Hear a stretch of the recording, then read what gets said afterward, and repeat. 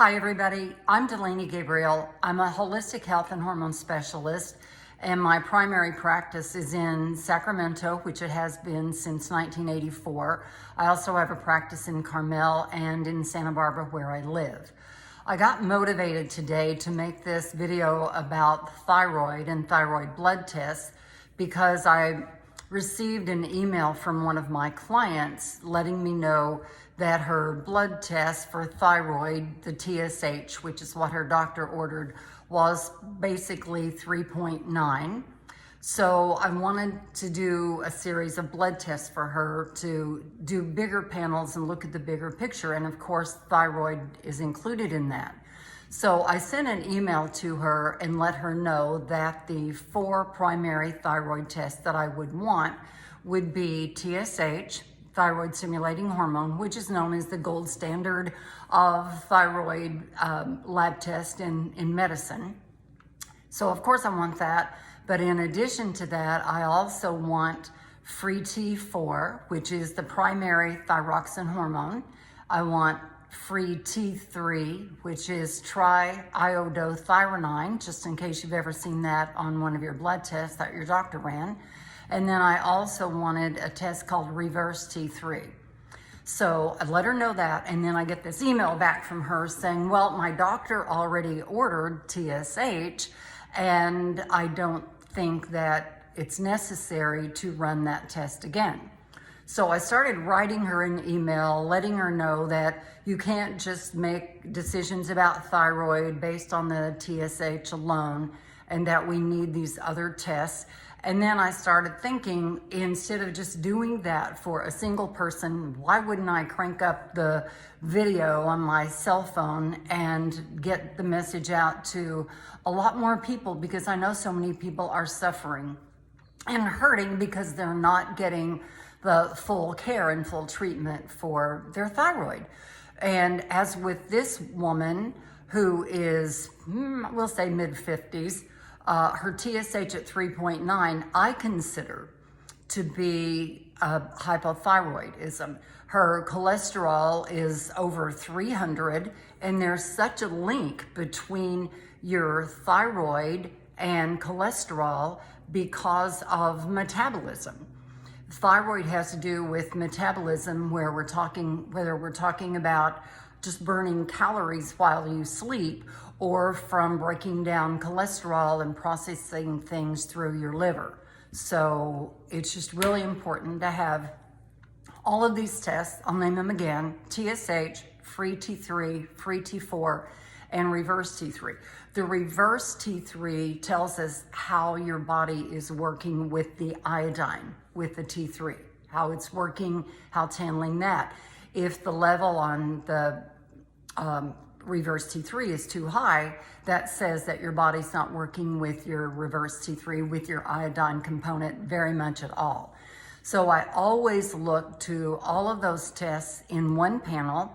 And I was explaining to her in my email that a doctor wouldn't think about just singling out a test for cholesterol without having a whole panel, which is called a lipid panel, whereby you would have the total cholesterol, the HDL, which is the healthy part of the cholesterol, LDL, which is what I call the lousy part of the cholesterol, just to help people think about how to remember things. And then the other part of cholesterol, the VLDL, which is the very lousy. Anyway, those come as a package. And you need all of those to find out how your body is working in producing the cholesterol and whether it goes into a good kind of cholesterol or a bad cholesterol. So that's the same thing that we want for TSH. And as I said earlier, I consider in my work in endocrinology, and I've had one of the best instructors of all time, who is Dr. Terry Hertog from Belgium. He is 4th generation endocrinologist. His grandfather were, of course, all endocrinologists, and his brothers and sisters are endocrinologists. And he's one of the magnificent instructors at the American Academy of Anti-Aging Medicine, of which I've been a member since 1991. Yeah, we go back a few years.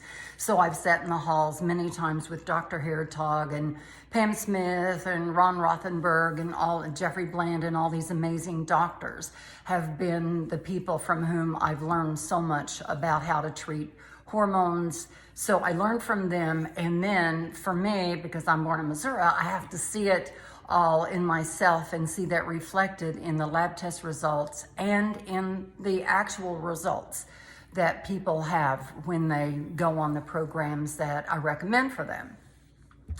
So part of the situation with this TSH for this woman is that she's overweight and she eats impeccably, exercises, does what you would say all the right things, but still can't lose the weight. But her TSH is 3.9. So that tells me that her metabolism is not where it should be. Where would I want that? I'd go back to Dr. Hertog's standards of having the TSH be somewhere between 0.8 and 1.8. I think his is more of a 1.2, but I'm a little more in the 1.8 category to keep that in a really good area test-wise. So that's what I'll be striving for. And then when I do lab test analysis, I look at optimal reference ranges, not just the medical standards, which are, I don't know, kind of grading on the curve, or from just a bunch of people where you measure some and then you decide on who's the highs and who's the low, and that becomes the medical standard for reference ranges. So being in practice for long enough, I know that there are more crucial numbers that we want to achieve.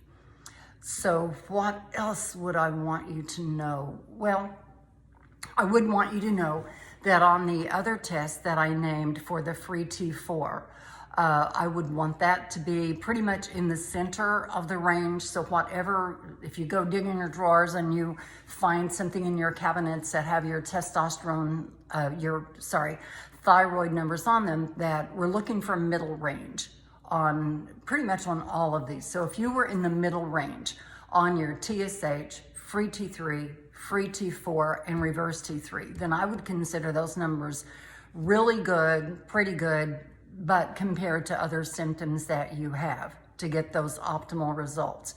A lot of times I've found, and when I say a lot of times, I mean a lot of times, that what I find is that doctors will order a TSH for a patient, then many of them these days will also order a free T4, but only a few run a free T3. And it's that iodine component that I find to be so important, especially when there's goiters, weight loss issues, that kind of thing, meaning the inability to lose weight.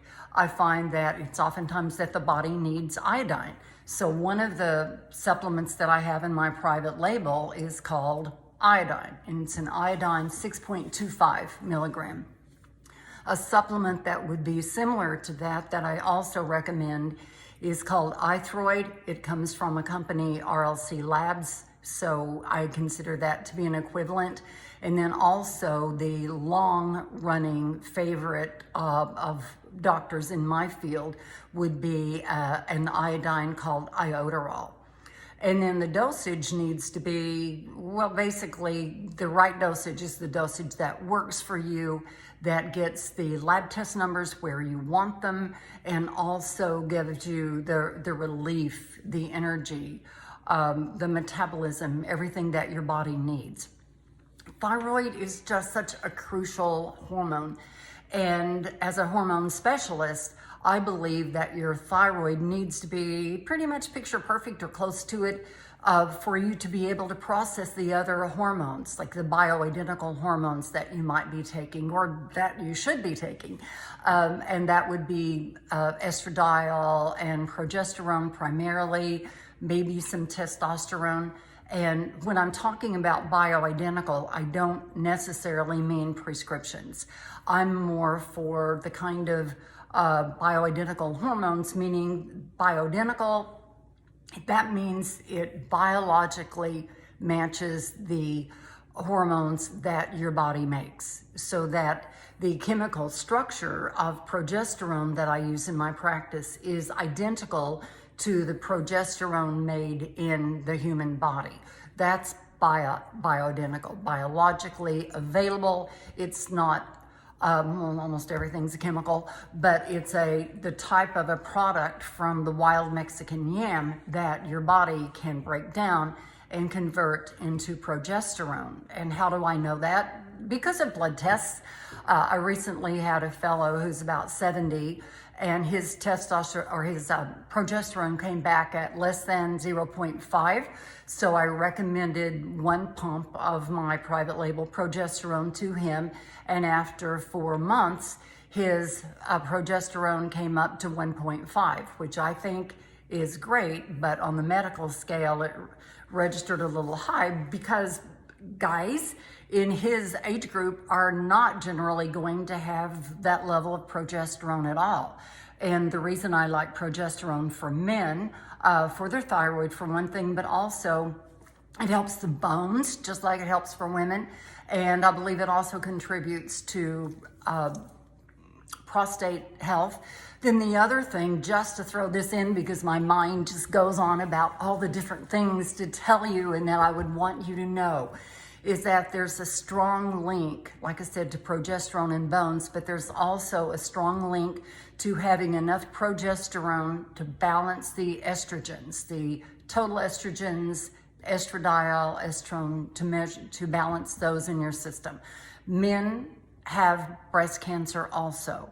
So one of the reasons that I also order estrogen tests on men is to seemingly assess their risks of breast cancer, of bone loss, all of those other things. So I know we started out talking about thyroid, and I want to get back to that so I can wrap this up. But there's a strong support that comes from having enough progesterone to support the thyroid gland. So all of those things are so important. So just keep in mind when you go to your doctor, ask for those tests. TSH, name them with me. I'm sure you can do that by now. TSH, free T4, free T3, and reverse T3 to see if your iodine is working.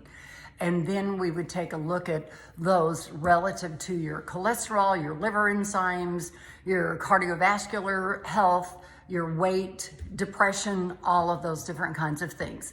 So thanks for listening. Thanks for your attention. And I hope that this video serves you and your health really well.